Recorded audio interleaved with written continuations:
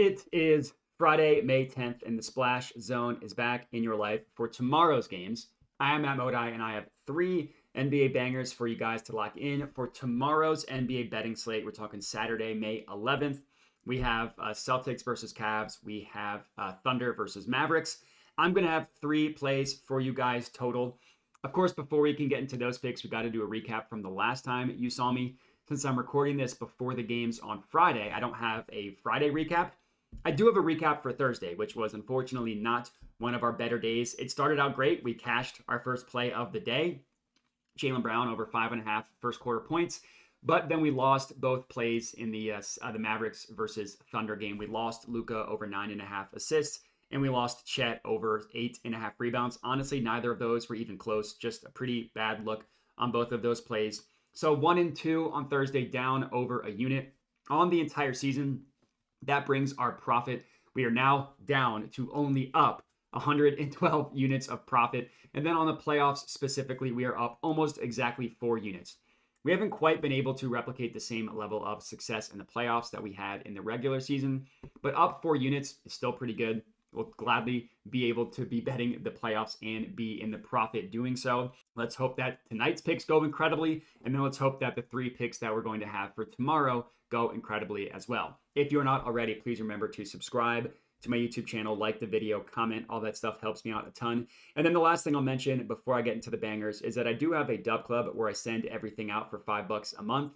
It gets sent directly to your phone via text, email, or Telegram. The way it works is the plays you get on Dub Club, they're the same exact plays that you get both for free on YouTube and on Twitter.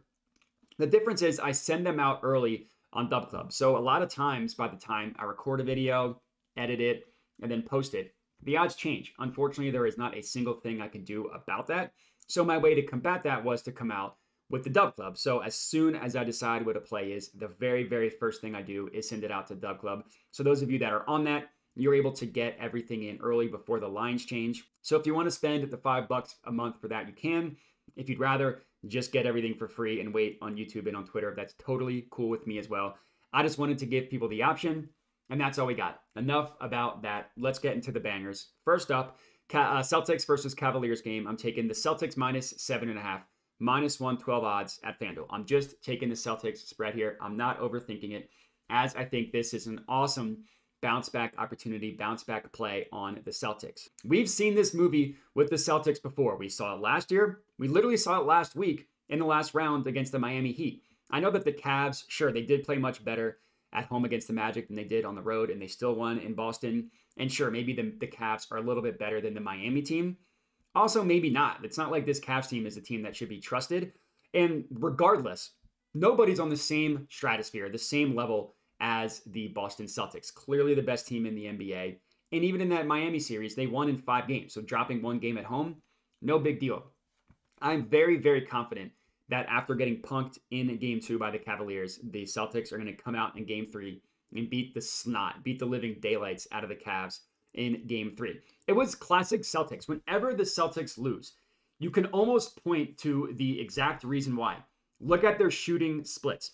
What happened in game 2 was the jumpers weren't falling, so they look beatable. That's just how it goes. But it's unlikely, at least for game 3, that the Celtics continue to shoot as poorly as they did in game 2. The way they shot was just terrible, which I get. I understand that happens with a jump shot shooting team, but they were 8 of 35 from 3-point range. They were 33 of 80 from the field. Just a horrible, horrible shooting performance from the Celtics, which happens when you're a jump shot shooting team. It's not necessarily something that you can count on game over game, especially the Cavaliers. You know, they had a good run where their defense was good. Wherever that stretch was, January, February, March, they really have not been a good defense for the last 6 weeks, last 2 months of the regular season. And they were hit or miss on defense in the the Magic series. So I really like the Celtics to bounce back in this one, right?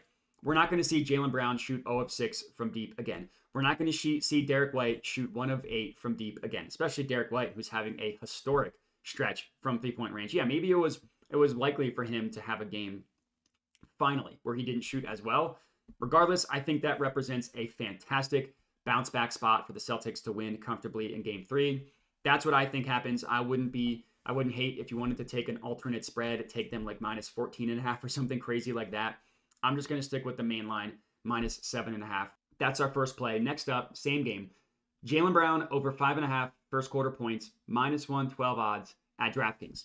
Of course, we got to go back to our first quarter king in Jaylen Brown to go over 5.5 points in the first quarter. I understand it's probably boring at this point for me to continue to go back to the same play over and over again.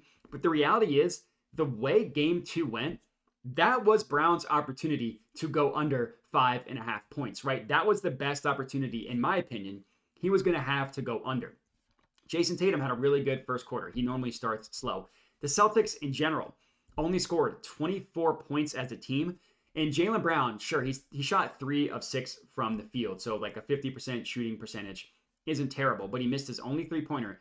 And he missed a pretty wide open dunk as well, which you can make the argument that he got fouled, regardless of that he missed it. And Jaylen Brown had a pretty poor shooting game in general. As I mentioned, he was 0 of 6 from deep. So you expect him to just shoot better in general. And he has historically been a fast starter. So if we're expecting him to shoot better, the most likely scenario is that happens almost immediately in the first quarter. And I just find it crazy that Jaylen Brown continues to go over this number, yet the odds in the lines keep getting better and better for us. Game 1, his over-under in the first quarter was priced at 6.5. That cashed. He scored 15 points. Then in game 2, that line dropped. It was priced at over-under of 5.5 for minus 122 odds, and that cashed.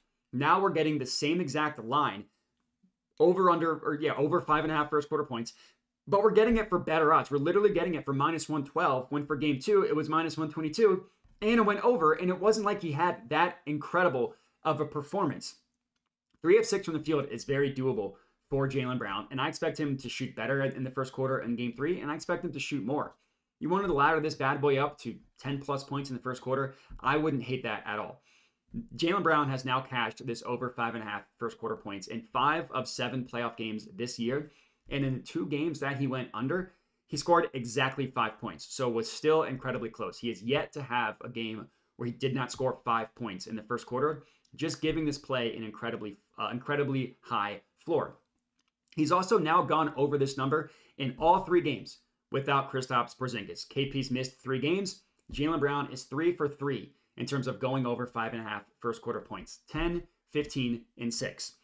Obviously, as long as we're getting a good price, I'm going to continue to be on this play, and I really like it for game 3. Even though we cashed it in game 2, the way in which he went over, I think bodes well for this play even more in game 3. So I'm very, very confident going back to this play. Next up, we're going to head to the Thunder versus Mavericks game, and we're taking Shai Gilgeous-Alexander over 29.5 points, minus 113 odds at FanDuel. I will admit I've had a tough time with this series. It's 2 games deep. I'm 0 of 3 so far in this series. I lost both of my plays on Thursday night, and then I lost my only play on Tuesday night as well. Now, the Tuesday play, I should have just gone back to it. I had PJ Washington 3s.